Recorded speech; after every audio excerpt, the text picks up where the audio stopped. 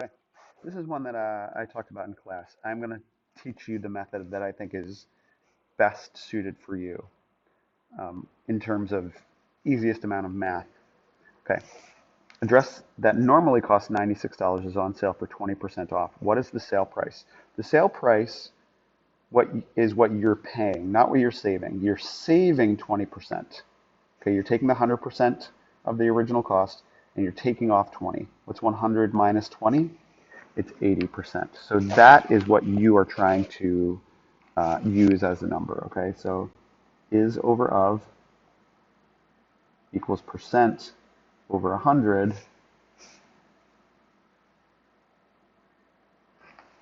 You don't want to use 20% because that will find out how much you're saving and not what you're actually paying. So we're going to use 80% as our number. So we will say, let's see, is over of equals percent over 100. And remember, we're using 80%. And the whole cost, the entire whole cost, is what would go on the bottom, right? The original cost will be on the bottom, which is 96. And what are we looking for? We're looking for how much is it? So when we calculate that out, we say, okay, 100 times x equals 96 times 80, or 100x equals, let's go off here on the side and let's calculate out what is 96 times 80. Okay, well, multiplying by zeros is going to give a bunch of zeros. What we need to do is just say we need to have a zero placeholder here because we're in this position and the first digit's got to land straight below it. So if this doesn't do anything, it's at least got to just be there as a placeholder. Okay, so we say then 8 times 6 is 48, carry the 4. 8 times 9 is 72, plus 4 is 76. That's what we get there. So we say over here now that is equal to 7,680. And if we divide both sides by 100, which we should, that's the coefficient of the variable, then we are dividing this number by 100 as well. And remember how if we multiply by 100, we move the decimal 2 places to the right? Well, if we divide by 100, we're moving the decimal 2 places to the left. So from here at the end where it is, if you don't see it, you move it over 2 places, and you get 76.80. Should I write just 76.8? No, because this is US dollars, and that always, if you're going to show decimal places, has to be 2 decimal places. So what you have then as an answer is that the sale price of the dress is $76.80. Okay, let's do the other 2 word problems. Well, okay, what is the total cost of an $83.28 meal at a restaurant after including 20% tip? So if we write is over of equals percent over 100, okay, they want to know what the total cost is. Remember, 100% is the cost of the meal itself. We want to include another 20% on as a tip. So we've got 100% plus another 20%. So we're looking for the percentage. We're using the percentage 120. The 100 from 120 is the original 100% of the cost. The extra 20 here is the 20% tip. So we're going to keep that over 100. And we're going to say what is, see where it says what is? That means the is number is the value that we're missing. And the of number is whatever they gave us as original, their original number, 83.28. Okay, and this might be a little bit tricky to do the math, but we'll do it anyway. We'll say 100 times x equals 83.28 times 120, or 100x equals, now let's calculate this amount over here. Let's do it.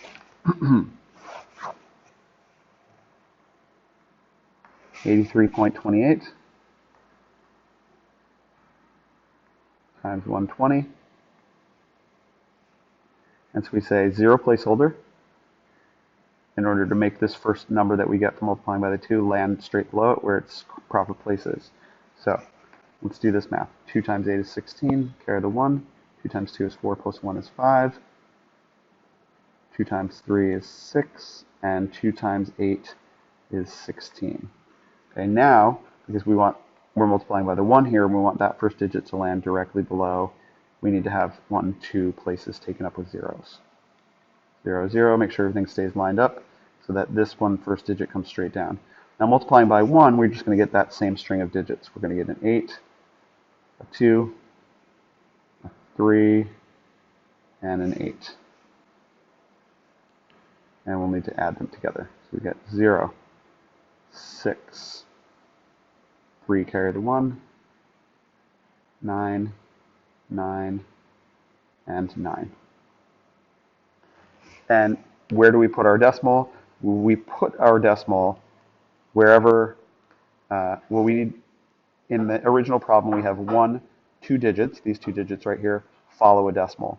So in both numbers, there's only 2 digits following a decimal, so we have to have 2 digits following a decimal in our answer, and that's what we get. So that's a decimal, and we put then 9,993.6. Okay, I don't have to worry about the fact that it's US dollars yet because I still need to deal with this divided by 100 when we calculate it. We say 100x divided by 100 equals 9,993.6 divided by 100, and we get x equals. Let's write it exactly first. Dividing by 100 moves the decimal 2 places to the right. I'm sorry, 2 places to the left. It's going to get 100 times smaller when we divide by 100, and we get exactly 99.936. However, this is money, US dollars, it appears. So we are rounding to the nearest hundredths place right here. So we look one further and say, is that 5 or higher? It is 5 or higher. It's a 6, so that takes that 3 and rounds it up to a 4.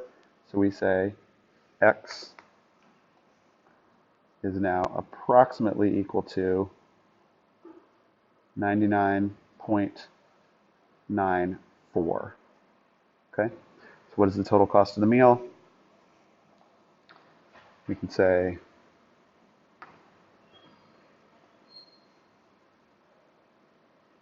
$99.94 is our final answer.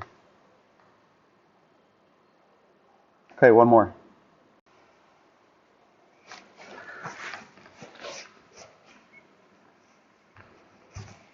All right, if sales tax is 8.5%, what is the cost of a pair of shoes with a price of 120?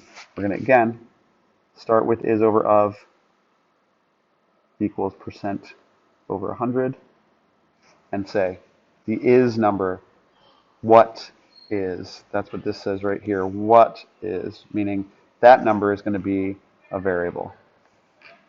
Okay, of, well, we're taking this, we're basing it on, they call this the base value because we're basing it on a price of 120. We say 120 equals, remember we're putting it over 100, but what are we putting over 100? Well, what is the cost of a pair of shoes at the price tag of 120? Sales tax is going to go on top of the original 100% cost we have to pay plus another 8.5%.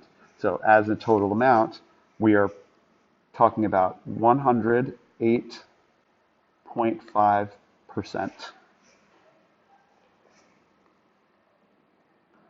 And hopefully you can see that this 108.5 comes from the 100%, which is the original shoe price. We've got to pay that 100% of that cost, and then an additional 8.5%. So 100 plus 8.5 is 108.5. Okay, now multiplying the diagonals, this times this equals this times this, we get 100 times x equals 120 times 108.5, or 100x equals, and now we'll have to calculate what is that number over here. So we'll do that over here. 108.5 times 120. And you notice that I'm keeping things pretty well lined up in terms of place values. Okay, so this 0 just comes straight down, so that when we do 2 times 5, right here, the first digit lands right there. And what is 2 times 5? Well, it's 10. So we've got a 0 there, carry the 1. 2 times 8 is 16, plus 1 is 17, carry the 1.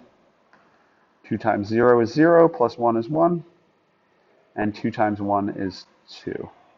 Now we're over on this number, and we want that digit to land straight down. So we need to fill in zeros for all the places that we need to hold. Okay, now 1 times 5. In fact, we're doing times 1, so we're just going to get the same string of digits. 1 times 5 is 5, 1 times 8 is 8, 1 times 0 is 0, and 1 times 1 is 1. Now we're going to add these together. 0, 0, 12, carry the 1. 1 plus 1 is 2, plus 8 is 10, carry the 1. 1 plus 2 is 3, and 1. And in this problem, you can see that in the original numbers that we used, there was one digit after a decimal. So in our answer, we have to have one digit after a decimal, like that. So we then get 100x equals 13,020.0, or just 13,020. Now we're going to divide both sides by 100 to deal with the coefficient on the variable. And we've got 13,020 divided by 100.